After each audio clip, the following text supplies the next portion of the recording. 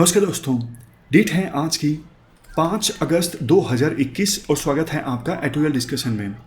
आज देखो, वैसे तो हमें 3 इश्यूज डिस्कस करने हैं, लेकिन 2 हम आज डिस्कस करेंगे और बचा हुआ एक इशू हम कल की डिस्कशन में शामिल करेंगे।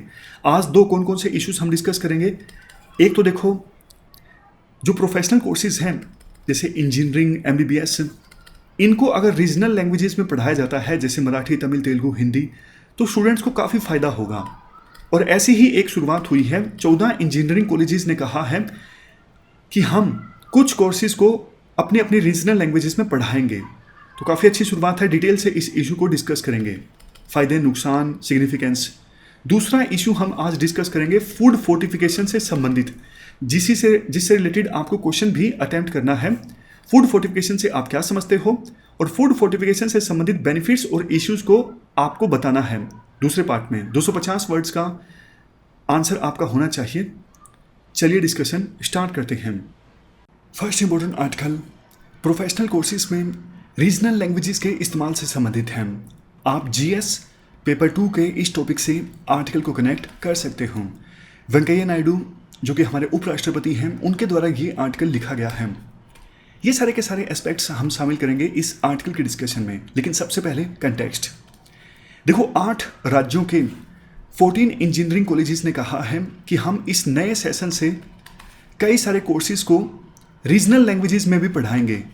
ये स्क्रीन पर नाम है उन सभी इंजीनियरिंग कॉलेजेस के जो रीजनल लैंग्वेजेस में कुछ कोर्सेज को ऑफर करेंगे। देखो, नेशनल एजुकेशन पॉलिसी जो पिछले साल 2020 में आई थी, उस पॉलिसी को इम्प्लीमेंट करने की दिशा में ये बहुत ही ज़्यादा अच्छा स्टेप है इन इंजीनियरिंग कॉलेजेस का। 8 राज्यों के ये 14 इंजीनियरिंग कॉलेजेस हैं। उत्तर प्रदेश के 4, राजस्थान के 2, मध्य प्रदेश का 1 और उत्तराखंड का 1। ये तो देखो हिंदी में कुछ कोर्सेज को ऑफर करेंगे।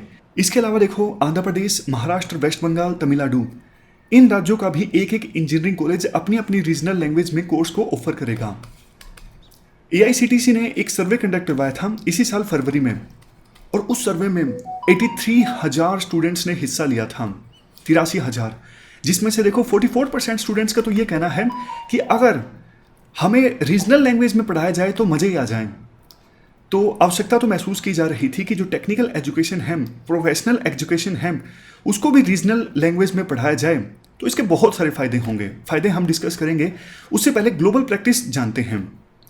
देखो, एशियन नेशंस की बात करें, साउथ कोरिया में 70% जो यूनिवर्सिटीज़ हैं ना, वो लोकल कोरियन लैंग्वेज में पढ़ाती हैं, और वो ऐसी यूनिवर्सिटीज़ हैं जो इंटरनेशनल लेवल पर बड़ा रोल प्ले करती हैं, मतलब टॉप यूनिवर्सिटीज़ में आती हैं, लेकिन रीजनल लैंग्वेज में पढ़ाया जाता है इन यूनिवर्सिटीज़ में। 2018 में साउथ कोरिया में तीसरी क्लास से नीचे तो इंग्लिश को बैन ही कर दिया, क्योंकि कोरिया की सरकार को ये लगता था कि अगर देखो पहली क्लास से ही इंग्लिश को पढ़ाया जाना स्टार्ट किया जाएगा तो कोरियन लैंग्वेज पे स्टूडेंट्स ध्यान नहीं देंगे, इसलिए तीसरी क्लास से नीचे तो सिर्फ और सिर्फ कोरियन लैंग्वेज में ही पढ़ाया जाए। जापान में भी यही हाल है। जो ज़्यादातर यूनिवर्सिटीज़ हैं वो जैपनीज़ में पढ़ाती हैं। चाइना में भी यूनिवर्सिटीज़ मैंड्रिन लैंग्वेज में पढ़ाती हैं, और देखो यूरोप में भी यही हाल है। इवन फ्रांस में तो स्कूल्स में जो मीडियम ऑफ इंस्ट्रक्शन है, यहाँ पर स्ट्रिक्ट फ्रेंच ओनली पॉलिसी है, मतलब आप इंग्लिश में नहीं इंस्ट्रक्शंस दे सकते स्कूल में, आपको फ्रेंच में ही पढ़ाना होगा। जर्मनी की बात करें, ज़्यादातर स्कूल्स में जर्मन लैंग्वेज में ही पढ़ाया जाता है, और 80% से ज़्यादा जो मास्टर प्रोग्राम्स हैं वो भी जर्मन में ही पढ़ाए जाते हैं। लास्ट में कनाडा की बात करें, कनाडा देखो, वैसे आपको पता है इंग्लिश स्पीकिंग देश हैं, ज़्यादातर लोग यहाँ पे इंग्लिश बोलते हैं, लेकिन एक प्रोविंस है वहाँ पे क्यूबेक में फ्रेंच बोलने वाले लोगों की संख्या ज़्यादा है। तो यहाँ पे प्राइमरी और सेकेंडरी एजुकेशन में फ्रेंच लैंग्वेज में ही पढ़ाया जाता है। तो इन सब देशों के एग्जाम्पल्स की सहायता से हमने समझा कि मदर टंग लैंग्वेज की इंपॉर्टेंस कितनी ज़्यादा है, लेकिन हमारे देश में मदर टंग लैंग्वेज को इतनी ज़्यादा इंपॉर्टेंस नहीं दी जाती। तो इंडिया में कंसर्न्स ये सब हैं। देखो, इंडिया में ज़्यादातर जो प्रोफेशनल कोर्सेज है ना, एमबीबीएस मान लीजिए, इंजीनियरिंग मान लीजिए, सब के सब इंग्लिश में ही पढ़ाए जाते हैं। साइंस, इंजीनियरिंग, मेडिसिन, लॉ, यहाँ पे नेटिव लैंग्वेज में एजुकेशन ऑलमोस्ट नॉन एग्जिस्टेंट है। मतलब रेयरली आपने देखा होगा कि कोई इंजीनियरिंग कॉलेज हिंदी में पढ़ाता हो या फिर मेडिकल कॉलेज हिंदी में पढ़ाता हो। वैसे देखो, हमारे देश के एजुकेशन सिस्टम में बहुत सारे ऐसे कॉलेजेस हैं जिनकी इंटरनेशनल रेपुटेशन है। ये कॉलेज इंजीनियरिंग, मेडिसिन, लॉ के क्षेत्र के हैं, इवन ह्यूमैनिटीज़ के क्षेत्र में भी अच्छे कॉलेज हैं। लेकिन ये कॉलेजेस अपने लोगों को ही एजुकेशन से बाहर कर देते हैं, सिर्फ और सिर्फ इंग्लिश में पढ़ा के। बहुत से देखो ग्रामीण क्षेत्रों के बच्चे हैं जो वैसे टेक्निकल एक्सपर्टीज़ में काफ़ी अच्छे होते हैं, लेकिन उनकी इंग्लिश अच्छी नहीं होती, तो ऐसे लोग पिछड़ जाते हैं। बुक्स मिलती नहीं, आपने देखी बुक्स तेलुगु में, तमिल में या फिर हिंदी में नहीं, सारी जो टेक्निकल बुक्स हैं आपको इंग्लिश में मिलेंगी। इस वजह से देखो, ना सिर्फ ग्रामीण इलाकों के बच्चे, ट्राइबल इलाकों के जो बच्चे हैं वो आगे नहीं बढ़ पाते, बल्कि हमारी जो कल्चर है, हमारी लैंग्वेज है, वो भी तो पिछड़ जाती है ना। लोगों को लगने लगता है कि जो नेटिव लैंग्वेज है वो कोई काम की नहीं, इंग्लिश ही सब कुछ है।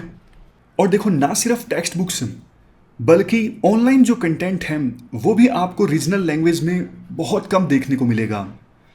सोच ऐसी है पेरेंट्स की कि इंग्लिश में बच्चा पढ़ेगा तो तभी आगे बढ़ पाएगा, और रीजनल लैंग्वेज में बच्चा पढ़ेगा तो आगे नहीं बढ़ पाएगा। तो शुरुआत से ही जो पेरेंट्स हैं बच्चों को इंग्लिश मीडियम में पढ़वाने की कोशिश करते हैं, इवन मूवी भी बन चुकी है इंग्लिश मीडियम।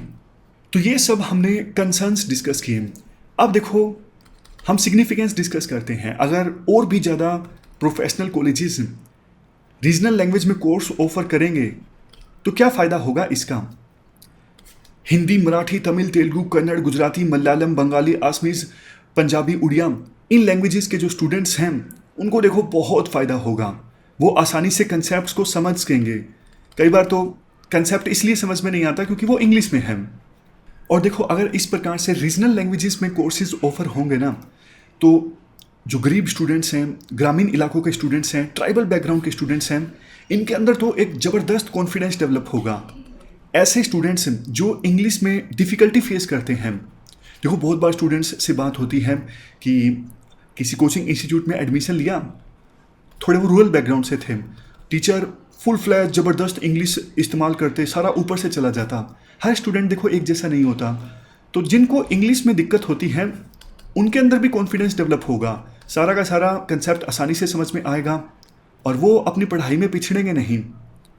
अब ऐसे स्टूडेंट्स जिन्होंने रीजनल लैंग्वेज में एजुकेशन हासिल की है, वो लोकल प्रॉब्लम्स को ग्लोबल माइंडसेट के साथ टैकल कर सकेंगे। और देखो, कई बार जैसे इंजीनियर्स हैं वो बड़े लेवल पे जाते हैं या फिर ग्रास रूट लेवल पे काम करते हैं। अब ग्रास रूट लेवल पे जब वर्कर्स होते हैं उनके साथ तो रीजनल लैंग्वेज में जब वो डील करेंगे तो ज़्यादा अच्छे से डील कर पाएंगे ना, मतलब टेक्निकल नॉलेज को रीजनल लैंग्वेज में बता पाएंगे तो वो ज़्यादा अच्छे से वर्कर्स से काम करवा पाएंगे। बहुत सारे एडवांटेजेस हैं अगर रीजनल लैंग्वेजेस में कोर्सेज को ऑफर किया जाता है। बट चैलेंजेस भी कम नहीं है। सबसे बड़ा चैलेंज तो यही है कि बोलने से सिर्फ सारी चीज़ें नहीं होंगी, बुक्स भी तो नहीं अवेलेबल है ना, जैसा हमने डिस्कस किया, बुक्स अवेलेबल नहीं हैं। टेक्निकल जो बुक्स हैं वो सिर्फ इंग्लिश में मिलती हैं। दूसरा, डिजिटल इकोसिस्टम भी रीजनल लैंग्वेजेस के अनुकूल नहीं है। बहुत कम कंटेंट जो डिजिटल कंटेंट है वो रीजनल लैंग्वेजेस में मिलता है।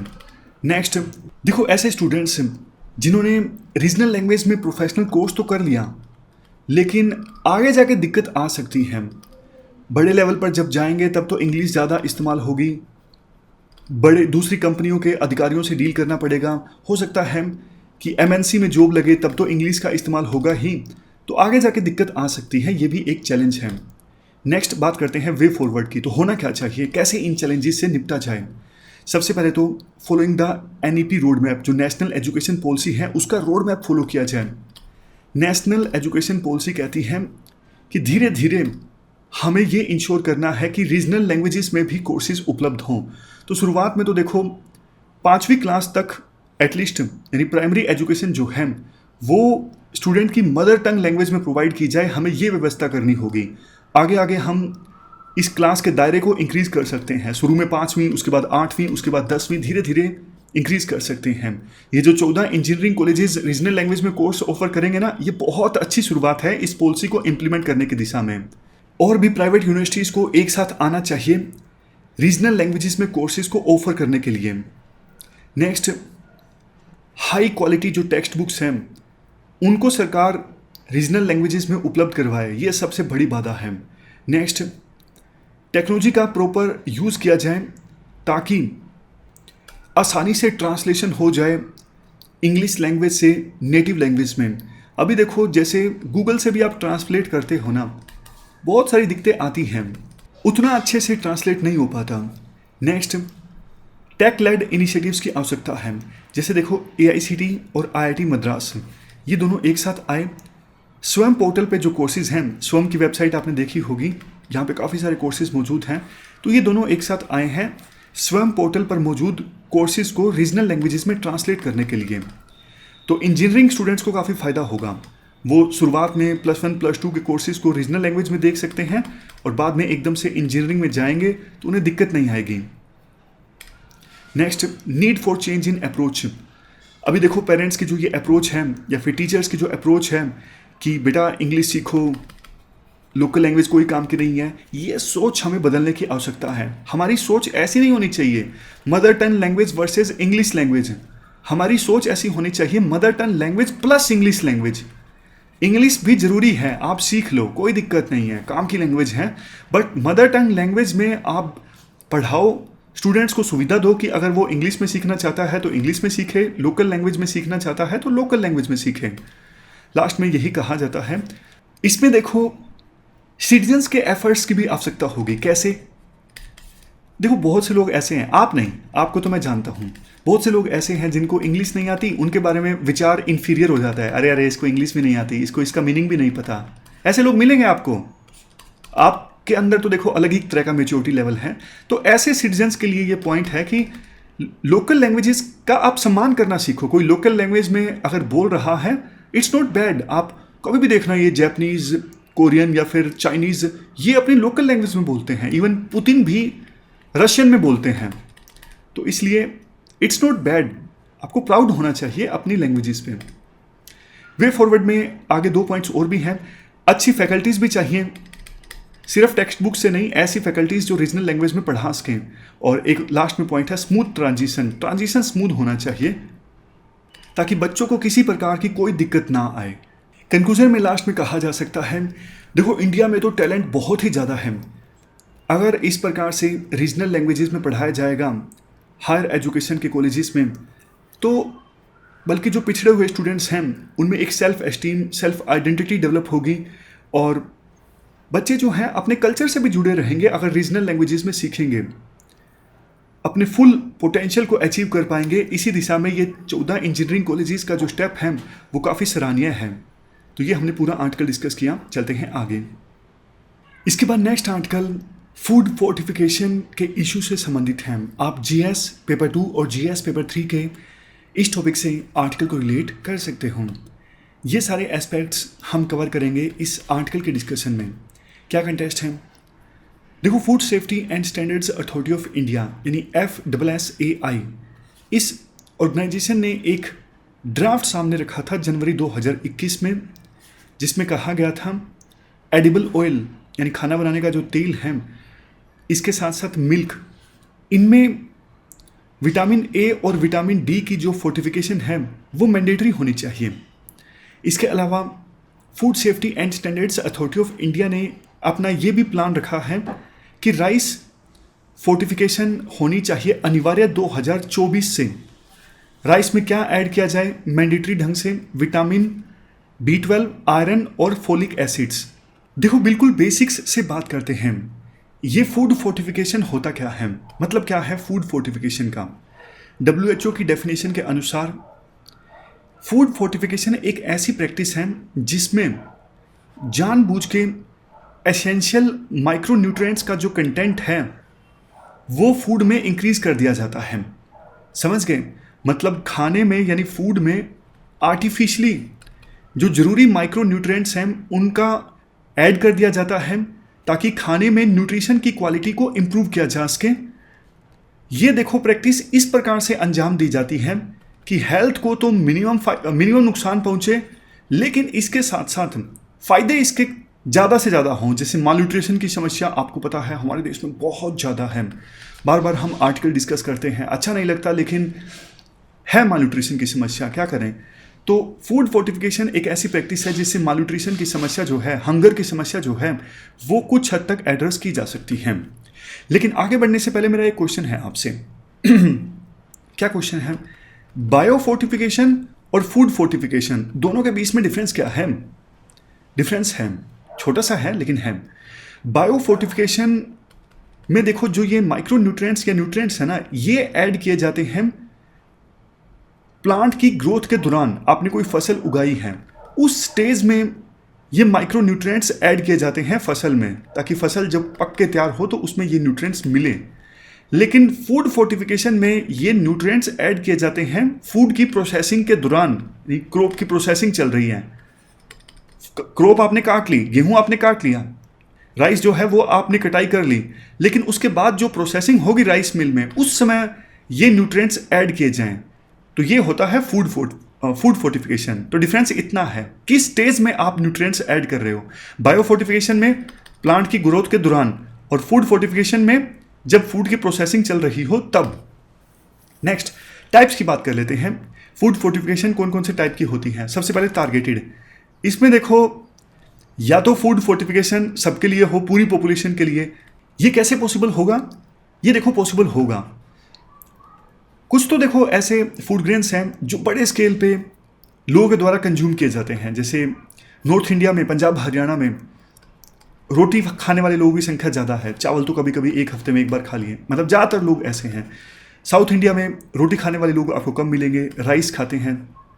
तो ये जो फूड ग्रेन है ना, राइस हो, व्हीट हो, ये बड़े स्केल पे लोगों के द्वारा कंज्यूम किए जाते हैं। इनमें न्यूट्रिएंट्स को ऐड किया जाए तो उसका लाभ हर वर्ग को पहुंचेगा। लेकिन कुछ खाने ऐसे होते हैं, कुछ फूड ऐसे होते हैं जो सिर्फ बच्चों के द्वारा कंज्यूम किए जाते हैं, तो सिर्फ उनमें अगर न्यूट्रिएंट्स ऐड करेंगे तो ये टारगेटेड फूड फोर्टिफिकेशन होगा, यानी सिर्फ बच्चों के लिए फूड फोर्टिफिकेशन। नेक्स्ट है मार्केट ड्रिवन। जो फूड मैन्युफैक्चरर्स हैं वो देखो अपने हिसाब से फूड को फोर्टिफाई कर सकते हैं और उनको थोड़े महंगे दामों में बेच सकते हैं। ये पूरी तरह से मार्केट ड्रिवन कंसेप्ट होगा, मतलब कंपनीज पे डिपेंड करता है कि वो फूड फोर्टिफिकेशन करें, उसकी मार्केटिंग करें ताकि लोग उसे ज़्यादा से ज़्यादा परचेज करें। नेक्स्ट है प्रोसीजर।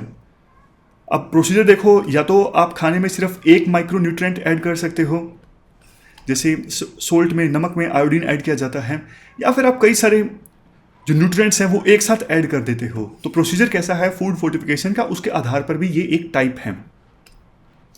इम्प्लीकेशंस हैं देखो, मतलब सब कुछ ठीक ठीक नहीं है, कुछ इश्यूज हैं।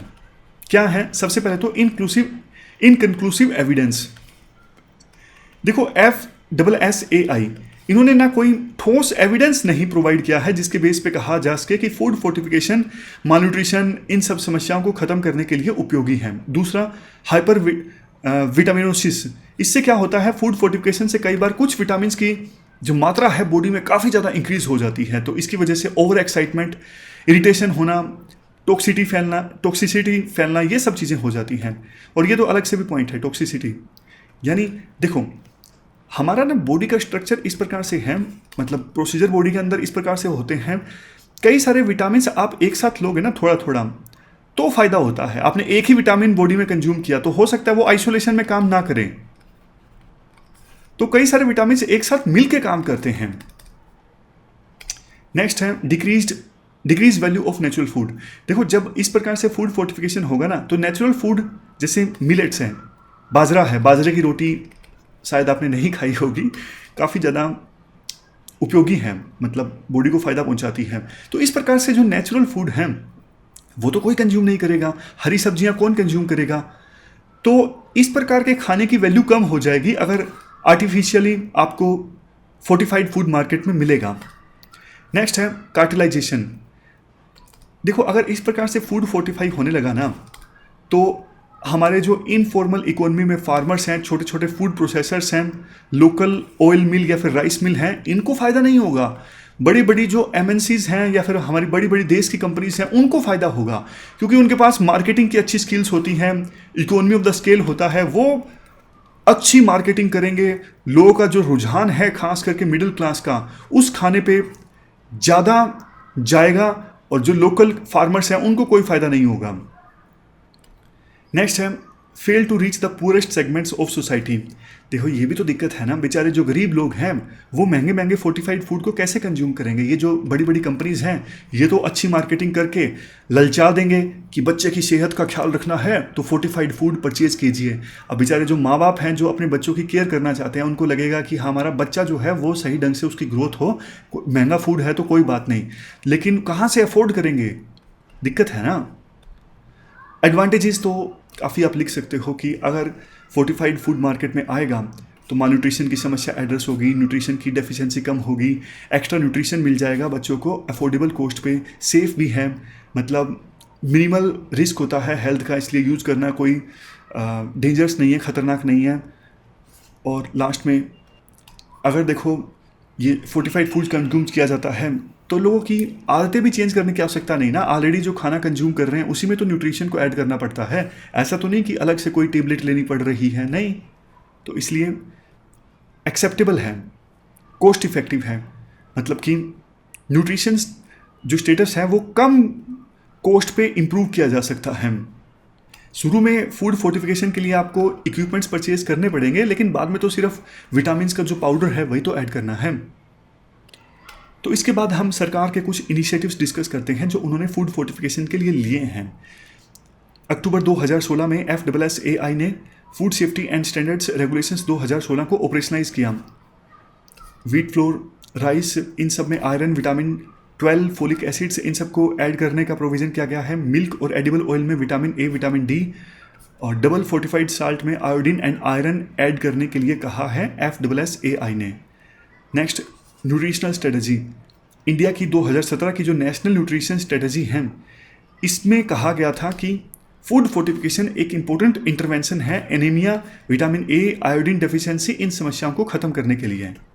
लास्ट में मिल्क फोर्टिफिकेशन प्रोजेक्ट, ये प्रोजेक्ट लॉन्च किया गया था नेशनल डेयरी डेवलपमेंट बोर्ड के द्वारा वर्ल्ड बैंक और टाटा ट्रस्ट के साथ मिलके 2017 में। तो ये हमने कुछ इनिशिएटिव्स डिस्कस किए सरकार के, और आज हमने 2 इश्यूज़ को डिटेल से डिस्कस किया। हमारी आज की इस डिस्कशन में इतना ही है। Thank you very much for discussion.